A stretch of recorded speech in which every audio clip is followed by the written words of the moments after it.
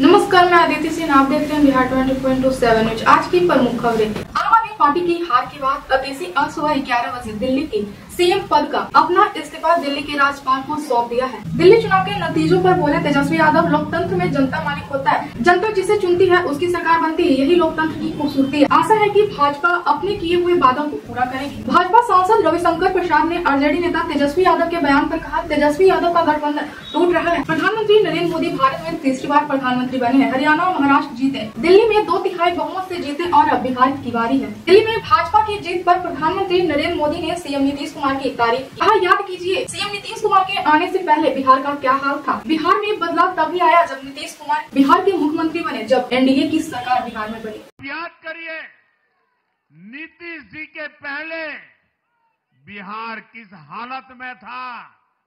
बिहार में नीतीश जी को अवसर मिला, बदलाव भी तभी आया जब एनडीए की सरकार आई। ऐसे ही आंध्र प्रदेश में चंद्रबाबू नायडू गारू ने अपना ट्रैक रिकॉर्ड साबित किया है। ये सारे उदाहरण बताते हैं कि एनडीए यानी विकास की गारंटी।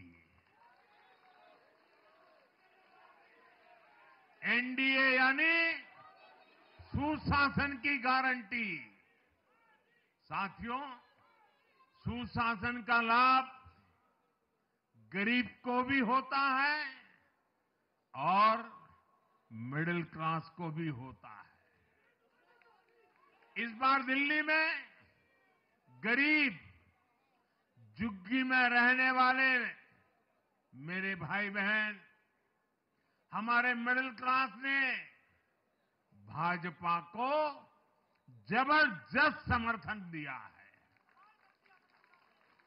चाहे कोई भी प्रोफेशन हो, हर वर्ग के बहुत सारे प्रोफेशनल्स हमारी पार्टी में काम कर रहे हैं। और इसका सबसे बड़ा कारण यह है कि हमारी पार्टी ने हमेशा मिडिल क्लास को अपनी प्राथमिकता पर रखा है। यही दिल्ली में हमने सबसे पहले मेट्रो का काम शुरू किया। हमने अन्य शहरों में एयरपोर्ट, मेट्रो और अर्बन डेवलपमेंट के प्रोजेक्ट पर काम किया। हमारी योजनाओं में बहुत ज्यादा फायदा मिडिल क्लास को मिलता है। स्टार्टअप इंडिया जैसे अभियानों के कारण जेडीयू सांसद संजय झा का बड़ा बयान सामने आया है। उन्होंने कहा है कि भ्रष्टाचार और पूर्वांचल के लोगों का अपमान करने वाले को जनता ने करारा जवाब दिया है। साथ ही उन्होंने दावा किया है कि बिहार में एक बार फिर एनडीए की सरकार बननी तय है। उन्होंने बिहार की राजनीति पर भी अपनी राय रखी और कहा है कि प्रधानमंत्री नरेंद्र मोदी भी मुख्यमंत्री नीतीश कुमार के कार्यों की सराहना कर चुके हैं। उन्होंने कहा है कि जनता भी देख रही है कि सीएम नीतीश कुमार ने बिहार के विकास में कितना बड़ा योगदान दिया है। संजय झा के बयान से यह साफ है कि जेडीयू को पूरा भरोसा है कि बिहार में एनडीए की वापसी होगी। वहीं उन्होंने दिल्ली चुनाव के नतीजों को भ्रष्टाचार के खिलाफ जनता का फैसला बताया है। अब देखना दिलचस्प होगा कि बिहार की जनता आगामी चुनावों में किसे अपना समर्थन देगी। की सरकार बन गई है सर, क्या कहेंगे? देखिए, हम लोग दिल्ली में घूम रहे थे चुनाव में और मैंने वहाँ भी कहा था कि दिल्ली का 70% एरिया पिछले 10 साल में स्लम बना दिया। बिहार का गांव दिल्ली के उन सब एरिया से 100 गुना बेटर है। न वहाँ रोड है, न पीने का पानी।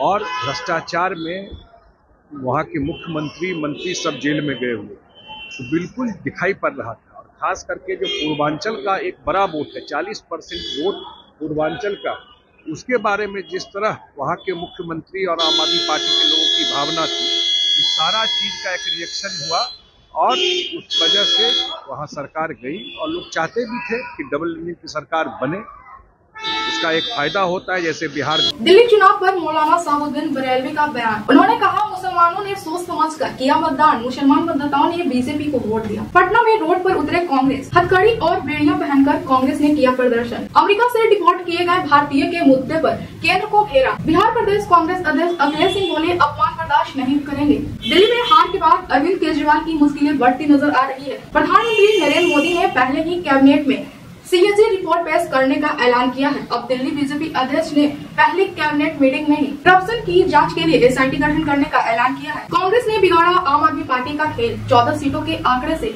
उठा सवाल। दिल्ली विधानसभा चुनाव में आम आदमी पार्टी को कड़ी हार का सामना करना पड़ा। अब सोशल मीडिया पर चर्चा तेज है कि क्या कांग्रेस की वजह से आम आदमी पार्टी को यह दिन देखना पड़ा। दरअसल ऐसी 14 सीटों का विश्लेषण किया जा रहा है जिस पर बीजेपी के उम्मीदवार की जीत और आम आदमी कैंडिडेट दूसरे नंबर पर है। इन पर जीत का अंतर कांग्रेस की मिली वोट से कम है। हालांकि पार्टी ने इस दावे को सिरे से खारिज किया है। कांग्रेस का कहना है कि आम आदमी पार्टी को जिताना कांग्रेस की जिम्मेदारी नहीं है। तो नैरेटिव में यह दिया जा रहा है कि अगर कांग्रेस इन सीटों पर चुनाव न लड़ती तो नतीजा कुछ और होता। आरोप लग रहा है कि ये 14 सीटें इसी बात की गवाही देती है कि कांग्रेस ने अलग लड़कर आम आदमी पार्टी को दिल्ली की सत्ता से बेदखल करने में अहम भूमिका निभाई है। समाजवादी पार्टी के सांसद रामगोपाल यादव ने कांग्रेस पर निशाना साधा। उन्होंने कहा कि भाजपा को ज्यादा खुश नहीं होना चाहिए। कांग्रेस ने भाजपा को जिताने में लगी हुई थी और आम आदमी पार्टी को हराने में लगी हुई थी। बिहार की 200 सीटों पर जीत का लक्ष्य एनडीए ने पहले ही निर्धारित कर रखा है। अब उस लक्ष्य को हासिल करने के लिए एनडीए के तमाम दल पूरी ताकत से जुट जाएंगे। हरियाणा और दिल्ली में शानदार जीत दर्ज करने के बाद एनडीए का जोश हाई हो गया है। दिल्ली चुनाव संपन्न होने के बाद अब बिहार चुनाव की तैयारी तेज होने वाली है।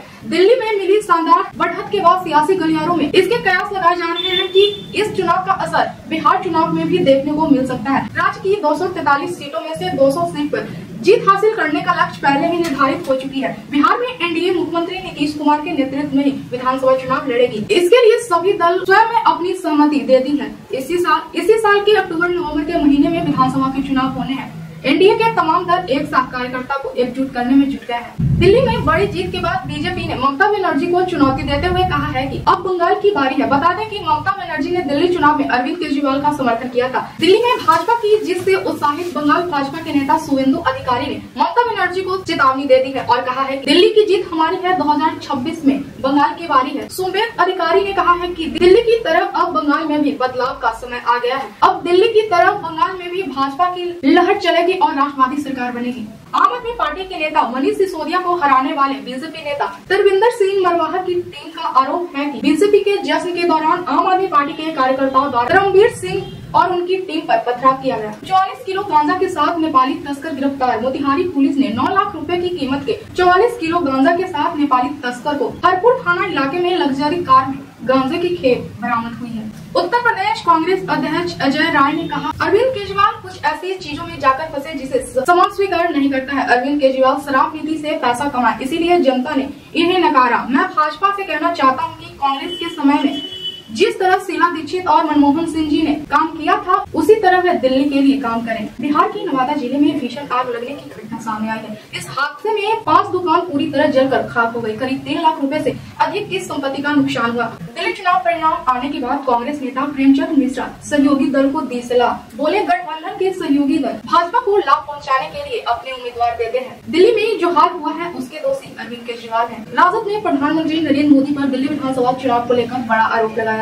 राजद नेता मृत्युंजय तिवारी ने जेडीयू और लोजपा आर के प्रत्याशियों को हार को लेकर बयान दिया है। राजद नेता मृत्युंजय तिवारी ने कहा है कि प्रधानमंत्री को यह स्पष्ट करना चाहिए कि जनता दल यूनाइटेड और लोक जनशक्ति पार्टी दिल्ली में चुनाव क्यों हार गई। राजद ने भाजपा पर आरोप लगाते हुए कहा है कि जेडीयू और चिराग पासवान का वोट तो भाजपा ने लिया और भाजपा की पुरानी राजनीति है जिसमें वह अपने ही सहयोगी को कमजोर करती है। उन्होंने अरुणाचल प्रदेश का उदाहरण देते हुए कहा है कि भाजपा ने वहां भी जेडीयू को तोड़ दिया था। बीजेपी सांसद रविशंकर प्रसाद ने कांग्रेस पर निशाना साधा है। रविशंकर प्रसाद ने कहा है, पहले राजद जाति की राजनीति करती थी और अब राहुल गांधी जातीय जनगणना पर सवाल उठाकर राजद को मुश्किल में डाल रहे हैं। भागलपुर से पटना के बीच वंदे भारत का परिचालन शुरू होने वाला है। महज 3 घंटे में यह ट्रेन 223 किलोमीटर का सफर तय करेगी। वंदे भारत एक्सप्रेस के ट्रायल की तैयारी शुरू कर दी गई। जानकारी के मुताबिक सोमवार या मंगलवार को 20 कोच वाली पिट लाइन की टेस्टिंग शुरू हो सकती है। इस रूट पर चलने वाली वंदे भारत एक्सप्रेस ट्रेन का रखरखाव का काम भागलपुर से ही होगा। अभी इसके परिचालन की तारीख तय नहीं हो सकी है। आगामी 15 फरवरी को